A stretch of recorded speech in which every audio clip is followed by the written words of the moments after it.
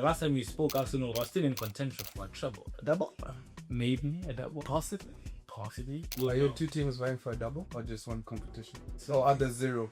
Oh, yeah. Likely scenario where Arsenal still end up trophyless, which will probably cause a turmoil that we've probably never seen before. This will be worse than anything we've seen. But if that does happen, we will be here to cover it. Don't you worry. And now, you've got players like Enzo Fernandez who's not going to be able to play against Manchester City. That actually works in our plan because the plan has always been for Manchester City to beat Chelsea. I don't think Leo Moutinho is thinking the same way you are. No. I think he knows at the back of his mind it's for the best of the league. For the best of the league. For the best of the 19 teams on the league. Except one. Hello, everybody.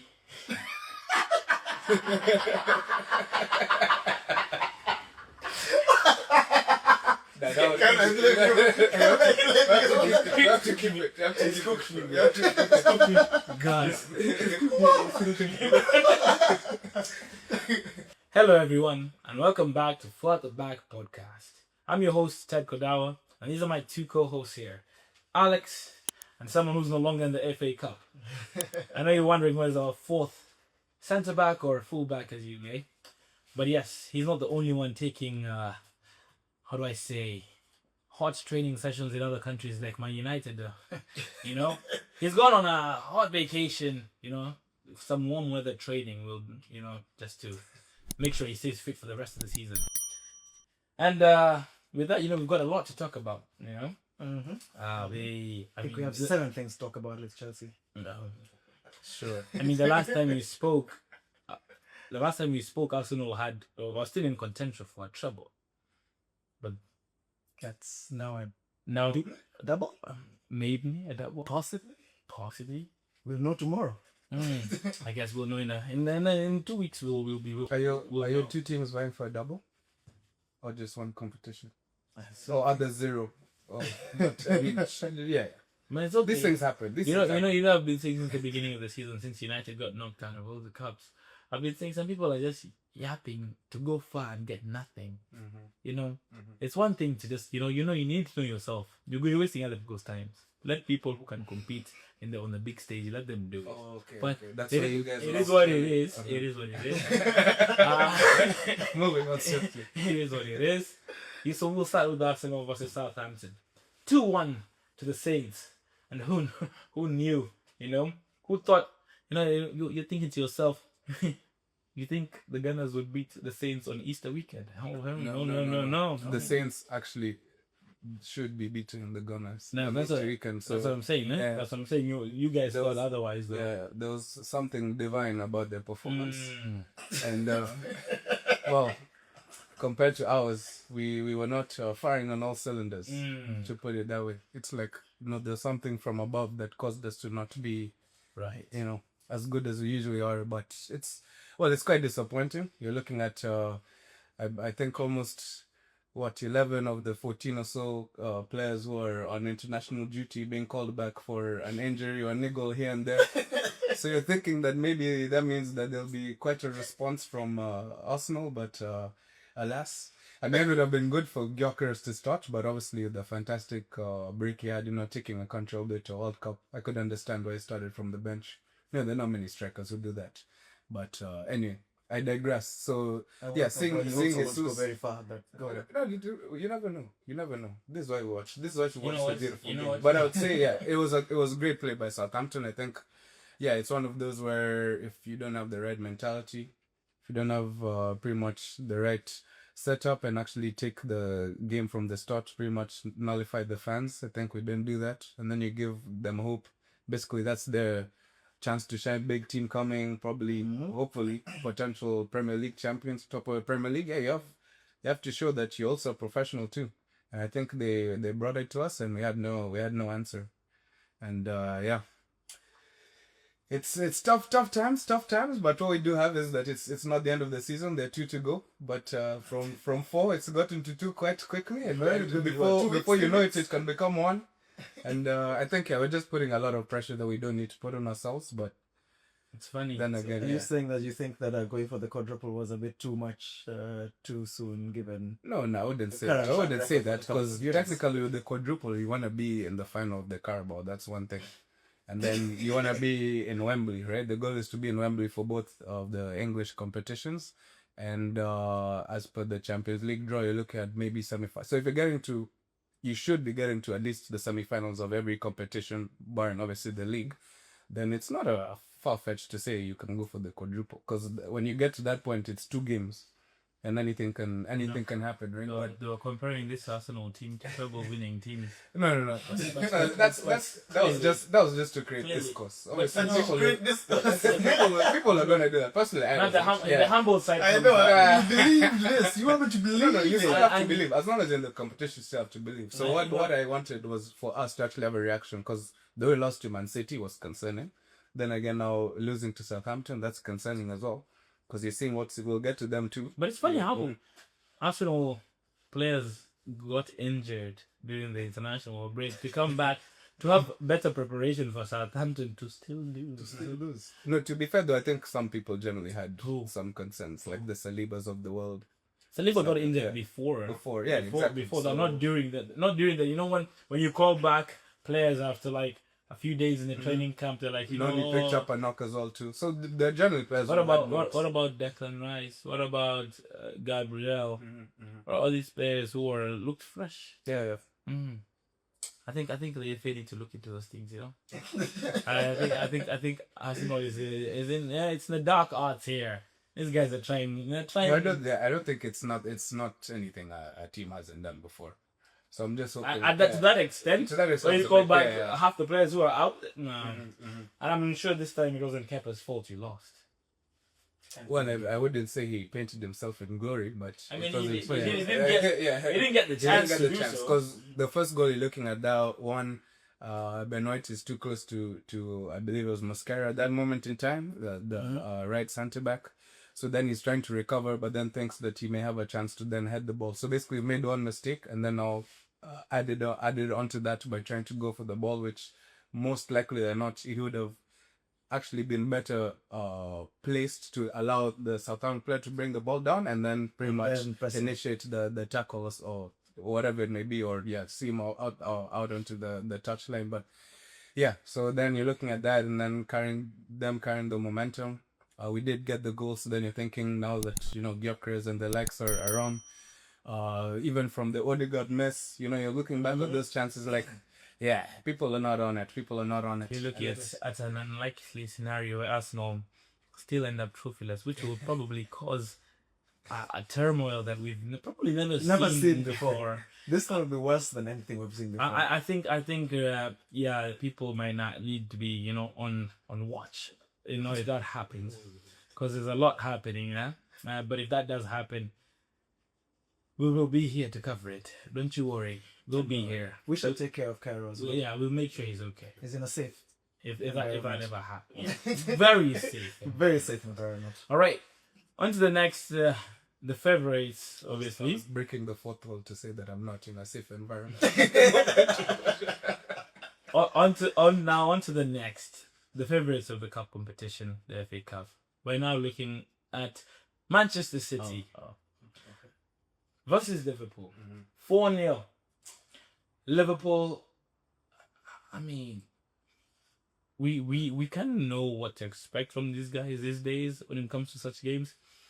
But 4-0, I mean, damn. No, 4-0 was a bit crazy because in the beginning of the game, they actually, I was impressed with how they approached the game. They were really going at City, like the intensity of the build-up play from their half up until just before the final third. Because at the final third is where they had nothing. They were not able to take their chances well. They got quite a few chances with Salah on the ball quite a few times.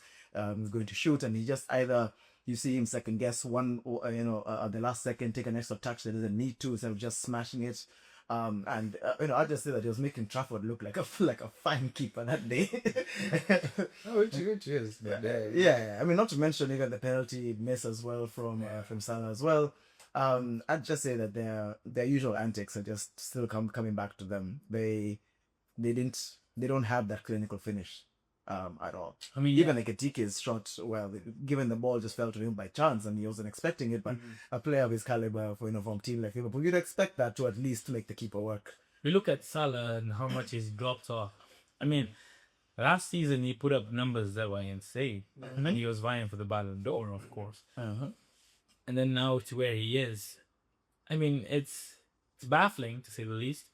But obviously, you've got things that have happened obviously in the season, before the season, that maybe contribute to his form being this way. He doesn't look like he's 100% there, or 100% himself, which is sad to see because this is his last season in the Premier League, and it's I mean, he is a Premier League legend, so it's sad to see him go out in the way he is. But again, this is football. You know, sometimes I hope the bias recency isn't there too much for him, because I feel like I hope people remember and respect what he's done for Liverpool and the game in England as a whole. But for Liverpool, it'll be difficult to see how they get past PSG in the Champions League this coming week. And with their form, I don't know. PSG might, just, do them really, really dirty, man. It will be quite the spectacle to watch. And when you're looking at, like, obviously PSG, not that they need any rest or postponing of games, basically primed and ready for Liverpool, and it's a farce. It's a farce that PSG, the league allows PSG to postpone games, and even when the other team is unwilling, the league goes, we don't care what you're saying, we're postponing this game. And mind you, I believe that the closest in terms of the points. Lens, So Lens was the one that it was the one closest. They're just like 2 points behind PSG. And that's why they didn't want to postpone the game, because then it gives them an advantage, because PSG would probably rest players for the Liverpool game. But then he goes, we're doing this for French football. Doesn't make sense. It'd be funny if they do all this and they still don't win the Champions League. See how Hans Stocks takes that, But it'll be interesting to see.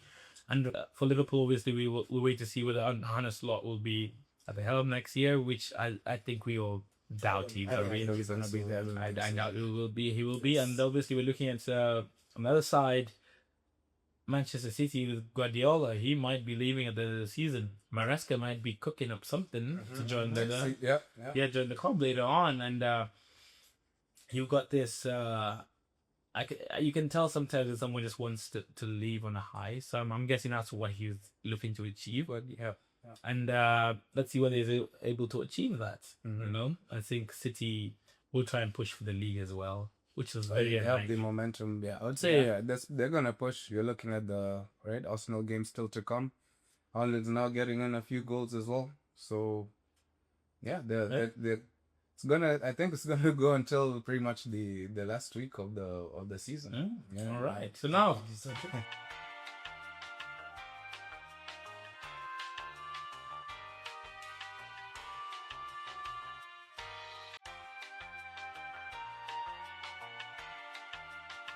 We move on to the pretenders. Highest scoring game of that competition. In this we move on to the how do I call these people? They're on paper they're the second favorite. But is it on paper? But in reality they're not. We move on to Chelsea FC versus Port Vale. Dun. Chelsea won. Shocker. I mean, they scored 7. Fantastic, no. They scored 7 goals. Some of which you kind of look at and you're saying, looks like a League One team defending, which it was. And that team was bottom of League One too. Yeah. True. And then, but for Chelsea, good for morale boost. Lord knows they need it. You look at it in the sense that what happened during the international break, Chelsea players coming out and talking about Real Madrid like Real Madrid is the holy grail of football, which in some sense it is. But the way these players were speaking, like they're not contracted to Chelsea Football Club. I think they also forget that Chelsea fans and supporters are a bit touchy with this subject. With the likes of Thibaut Courtois, Antonio Rudiger, Eden Hazard. it's we happened have before. we have lost a few of our best. I think it's an ego thing because a lot of Chelsea fans believe their club is bigger than they actually are. Their club is big. It is a big club. It's not bigger than Real Madrid. I'll just cut to the chase. Not. You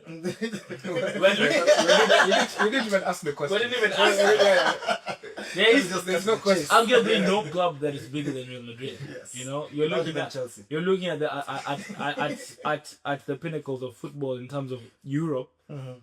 You're looking at Barcelona, Real Madrid, Manchester United being up there, Bayern Munich as well, It's like Liverpool as well. These are big clubs, respected everywhere. This is why there's a touchy subject in Chelsea fans here. There are players talking about Real Madrid like this. You don't hear United players speaking in a tone. You don't hear Liverpool. Well, Trent was different. So the thing is, I agree with you. It's one thing for the common phrase, when Real Madrid come calling, everyone picks up the phone, or most people pick up the phone. But in this case now, they've turned the tables a little bit, and they're the ones calling Real Madrid now. That just feels a bit worse. Yeah. A bit worse. You know why they're doing that? You know why they're sounding out Real Madrid? Because have you seen how we play? One, that's that. That's And obvious. two, Yes, because they're on death row contract. They have to do it. That is the answer. They have to do it. That's the only club that can afford to pay them out. They have to look for some way to get out there and say, we want to leave, man. We can't really do this any other way. I've got 6 years left here, man. I can't do this. I can't do this. How long you in for? 6, brother. You talk to Rhys James. Rhys James got life, bro. But he's happy. Is he? But I mean, on those contracts where you got basically 7 years guaranteed, Garnacho will be eating good, man. That will never sound out in a club, I think. See, no, the thing is, it's also the players that were mentioning these things. If it was Garnacho, I don't think we have an issue with it. If he was the one calling out Real Madrid, we wouldn't have an issue at all. You're like, you're already, I guess, take Say, please, this got offer just for you. Just for you. When you special price. But yeah, now when you're talking about the likes of Caicedo, Cucurella, Enzo, those are cornerstones of our team. Even though our team may not be, firing on all cylinders, those guys, if they remove them, the remaining one cylinder that's left in that car, it's done. It's done. But I think I know Cole Palmer actually. I like what Liam Rosinha was doing, trying to get a bit more out of him, because again we have seen his confidence not being the best, and also in the game as well. For those of you who watched, in fact, it's not about watching the whole game. Even if you watch the highlights, you can see the lack of confidence and the second guessing that Cole Palmer was doing, just trying his best to get a goal and just wasn't able to get one. And I think giving him the captain's armband just gives him that a bit more, there's something more you're carrying as well. You're not, give your best because you are the captain of the team now. So I'm hoping to see if that's going to give him that little push that we need to just get a decent result for our season, because we've got to salvage something, especially the games that are coming up. Yeah. I mean, that's fair. Yeah, I understand. So yeah, he's trying to do man management in a certain way. And now, but you've got players like Enzo Fernandez who's not going to be able to play against Manchester City. That actually works in our plan, because the plan has always been for Manchester City to beat Chelsea. I don't think Liam Rosinha. I don't think Liam Rosinha is thinking the same way you are. No. I think he knows at the back of his mind it's for the best of the league. For the best of the league. Okay, for the best of the 19 teams on the league, except one. Not gonna mention that. I feel like enough about that. What are your thoughts on Leeds? Do you see Chelsea beating Leeds? I mean, I've got a bit more pep in my step now, and a bit more. What is that? A bit more energy with how I'm talking. Just because I finally see a win with my team. But it's Port Vale. Don't get me wrong, it's Port Vale. But if you lost to that team, we'd have to shut you down. No, I agree. But the thing is that it was still a possibility. But That's that in the worst itself, part. that in itself is damning. And Like, it is. I completely agree. So for me, what I want to see is that I want to see the morale go up a little bit. That's why I mentioned the Cole Palmer point. And so I was very happy to see how João Pedro was doing. At the end of the day, don't get me wrong, I'm busy here bantering. I know that we should be playing well against this team. We should be beating this team. Again, on paper, that's how it should be. But you guys have been with me, and so have you guys throughout this entire season. You've seen what Chelsea has been doing. Yeah, it's not striking much confidence. But right now, we actually have a favorable route to the final. I mean, better than facing Man City after they just beat Liverpool 4-0. Now I'll be crying right now. Fair enough. Yeah, so I'm hoping I'd say it's the best chance. It's a tough game. It's a tough game. Yeah, Leeds fans aren't, if I'm not mistaken, it's been quite a while since they've been to Wembley. Yeah, I Definitely personally, the energy. yeah. I personally think Leeds probably go through. I don't think Chelsea have the, I don't know, the impetus to like go and beat Leeds. I don't think they do. I think the way they, unless by the time they're getting to that game they improve. something has changed. I don't see it. And I'm looking at Manchester City versus Southampton. That is also not an easy game. In my dream world, the final is Leeds versus Southampton. That way, that way I can enjoy the game. You know? That way I can enjoy the game. Without, when whoever wins, I'm happy. You don't But want Chelsea versus Southampton. It'd be a great final. I don't think so. But let's see how that pans out. Talking about finals and reaching finals in competitions, Italy, yet again. So that's 4 tournaments in a row. Fourth time running. Oh, Four times in a row. 4 in a row. A powerhouse like Italy missing the World Cup yet again. interesting. What's going on, man? Well, Is I it- think, no, it's. Are there enough African teams in the? Wasn't Gattuso? Well, Gattuso. Should we move on? there were reports of I think a general of some sort and the Bosnian players training sessions being recorded and Italy talking about how they're ready for Bosnia, you know, as we're prepared for this test, and you're seeing the memes of Gattuso. He takes tests like I do. You know, with Italy, unfortunately, you look at their squad and it's not good enough anyway. They don't have world beaters in their team anymore. You look at this from goalkeeper, only maybe Donnarumma is arguably You start from there, a world class player, and that Another, as you're looking at here, maybe best bet is a Tonali. Tonali, Barella, those are good players. Mhm. And what else? Who's the striker? Julio Williams. Yeah, there was a time when, coming after the 2020 win for the Euros, you look at Chiesa, but then with respect to how his career's trajectory has gone, Yeah. I think that would have been the focal point. Because looking back at the likes of, you know, your Del Pieros, your Tottis, and people of that nature, even at Di Natale, I mean, they always had like these prolific, whether it's even a winger or just an attacker in general, Yeah, attacker in general. that balances the defensive like contributions of all the other players. Yeah. So when you miss that, and then if you're comparing pretty much the academy, the way the Italian football is structured, and a lot of the time you're even going back to the Calciopoli scandal and everything in 2006, I feel like that damaged a lot. And then for them, in the sense of not, I would say, getting more for, that's another topic of discussion, but you're looking at the likes of France, and a country who, mind you as well, did struggle slightly, but then with the immigration they've had, the academy, football and everything, they've had more players from elsewhere that have actually been able to at least raise the raise the level of basically the football. So I think yes, you're very much right in that regard. I don't think their model of building up players is working at the moment. I saw a tweet. Someone said, "Guys, can you please stop applying for jobs? We need fullbacks." You know, we need people running down the wing, man. Stop going for that finance job, man. I know you can run. I know you can run and whip across. Come here, man. all I need. That's all we need. Please, man. I'm telling you, people are tired. Italians are tired of seeing what they're seeing.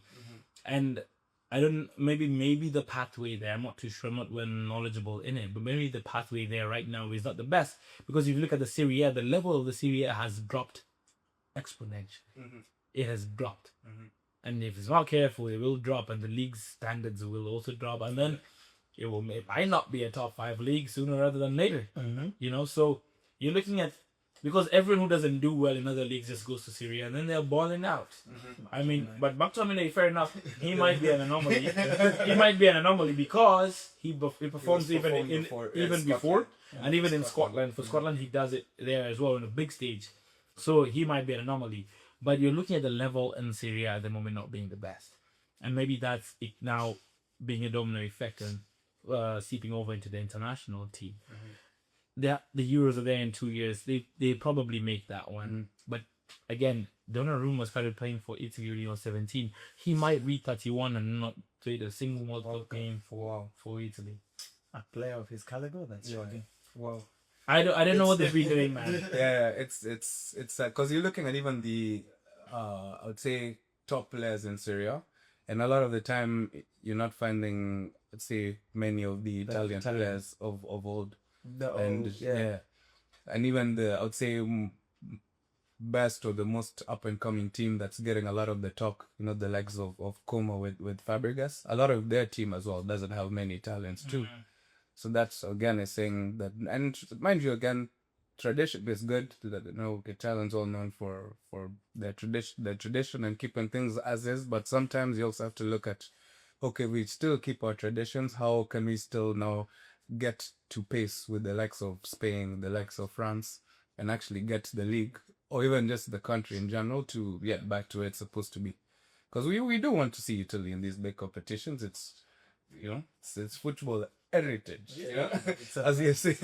So country expects to see, you know. I don't know. Well, we'll speak largely on the World Cup when the season ends. Obviously, we'll do a deep dive onto all these teams and how the groups are looking much later after probably when the season is over. And you know, we still have a few Premier League games coming up. Big games. Obviously, we've got Chelsea versus Manchester City, which is a big game, which I think probably Manchester City wins. He wants. I definitely think that too. Well, we've got someone here who thinks otherwise. Guys, Champions League football? No. You know, in a few years you don't have transfers, so you need to, and then you're in debt right now, so you need that revenue. You are in big debt. You're in a lot of focus on yourself. That as focus on yourself. Europa League is also looking like it's very, very nice. He likes the orange. That's the orange color. It's a competition. You know, we can go and do a bit of a Port Vale madness there as well. Oh my god! But we've got Man United back against Leeds at home. Hopefully, they can get back to winning ways in order to keep that top 4, you know, hopes, you know, alive. Top 3 hopes alive. It's probably top 3 now, but depending on how Aston Villa move forward, and Liverpool as well. But I think United make top 4. I think if they beat Leeds, I think more often than Chelsea lose to City, you're looking at United basically guaranteed Champions League football next year, which will definitely also lose in that. Yes, case, yeah. And you'll be looking at how that impacts the transfers, obviously, which we'll probably talk about more as well as the season moves forward. Arsenal, who do you guys play? I'm actually just focusing on one game at a time at this point. Champions League. You can't share. So we have Sporting Lisbon. You know, one game at a time. This is, you know, the critical stage of the season. One game at a time. Focusing on one competition. One competition at a time. It seems like we keep coming out of them. So let's focus on one competition at a time. Into one, and then and then we'll talk about it after Tuesday. Yeah, we have bigger fish to fry. Well, thank you very much, guys. Today was a short and sweet episode, you know, here just to talk about, you know, football, nothing more, nothing less. We enjoy your company here. We enjoy you guys watching and listening. We please follow us on our social media handles on Instagram, which the links will be down below. The Instagram, TikTok as well. We post a lot of content out there, so please give that a follow. We appreciate you as well watching this, and obviously we know our sponsors are out there somewhere too. Links will be there as well. Please give them a look. And with that, we've been chilling. Valid.